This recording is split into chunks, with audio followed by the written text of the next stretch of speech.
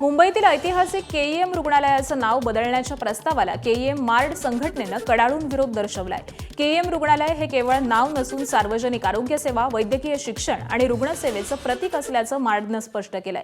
रुग्णालयाचं नाव बदलण्यासारखा महत्त्वाचा निर्णय घेताना इथं सेवा देणाऱ्या निवासी डॉक्टरांचा सल्ला न घेणं हे निराशाजनक आणि अयोग्य असल्याचं संघटनेनं म्हटलेलं आहे। दरम्यान रुग्णालयामधील मूलभूत समस्यांकडे प्रशासनानं लक्ष देण्याची गरज असल्याचं देखील मार्डनं नमूद केलं आणि त्याचबरोबर केईएम रुग्णालयाचं नाव बदलण्याचा प्रस्ताव तात्काळ फेटाळून लावून रुग्णसेवा आणि डॉक्टरांच्या कल्याणासाठी ठोस पावलं उचलावीत अशी मागणी केईएम मार्डनं प्रशासनाकडे केली आहे।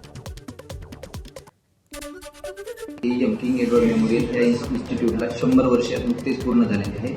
तर या इन्स्टिट्यूटची खूप मोठी हिस्ट्री आहे। या इन्स्टिट्यूटची लिगसी आहे। इन्स्टिट्यूट नंबर 1 डॉक्टर्स घडवलेले आहे आणि सगळ्यांना केईएम हे नाव म्हणजे खूप जिव्हाळ्याचं आहे। त्यांची एक नाळ जोडलेली आहे।